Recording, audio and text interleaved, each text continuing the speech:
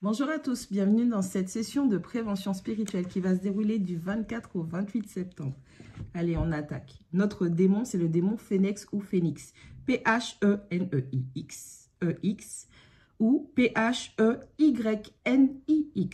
Allez, le démon Phénix, il est l'inspirateur des plus viles perversions. Il affectionne particulièrement les pervers et donc les charlatans. Il est d'apparence gracieuse. Il inspire, donc les charlatans et les pervers, des idées encore plus perverses que ceux qu'il possède déjà. Il est disposé à accomplir toutes les requêtes. Mais toutes les requêtes, à partir du moment où il sent une pointe de perversion ou de charlatanisme dedans, oh là là, t'inquiète pas, tu vas être exaucé si tu as de vils desseins. Il s'exprime admirablement bien, c'est un poète. Il s'exprime aussi souvent en rime. Hein. C'est vraiment, on va dire, le chant, la poésie, c'est vraiment son domaine. Il produit donc des sons qui sont mélodieux. À ce moment-là, il va falloir que le mage, le magicien ou la personne qui l'invoque se bouche les oreilles et oblige le démon Phénix à prendre forme humaine.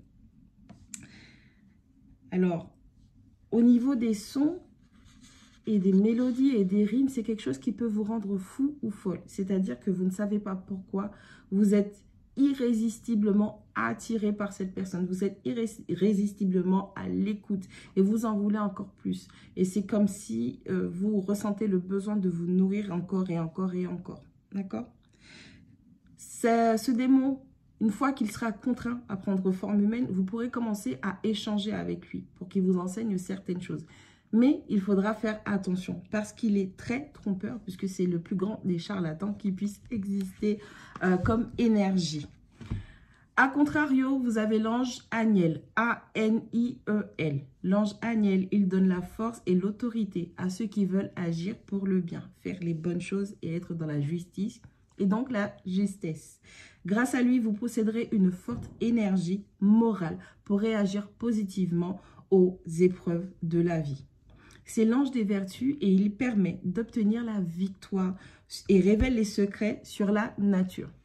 Il va aussi vous aider à affronter les situations difficiles à caractère financier. Et vraiment, ce qui vous permet de stabiliser votre situation, d'améliorer votre situation. Mais attention, il vous aidera uniquement si vous n'êtes pas dans la vanité et vous n'êtes pas dans l'orgueil.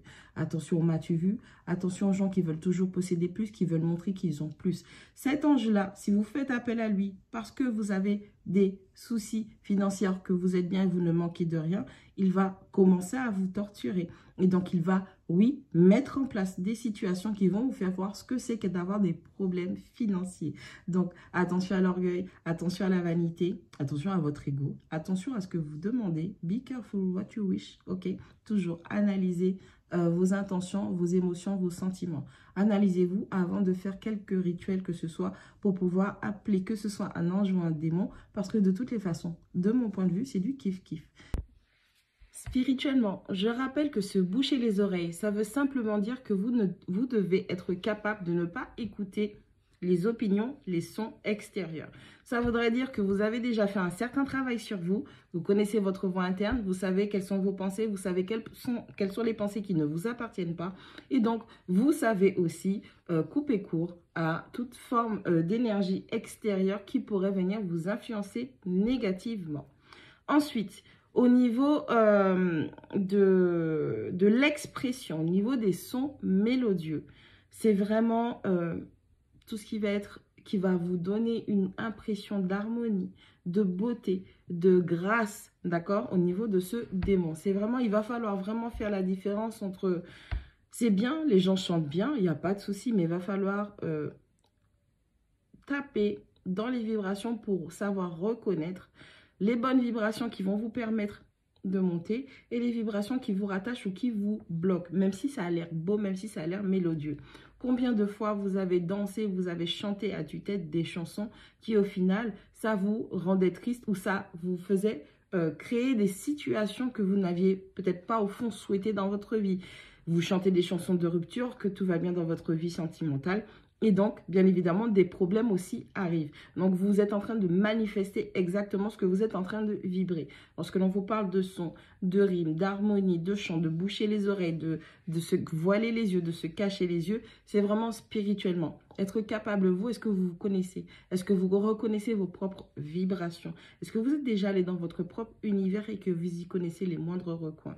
Il s'agit de se connaître pour ne pas tomber, ne pas être sous l'influence ou ne pas se laisser posséder par des énergies autres que les nôtres. Toujours être aligné, toujours être sur son chemin et donc sa voie.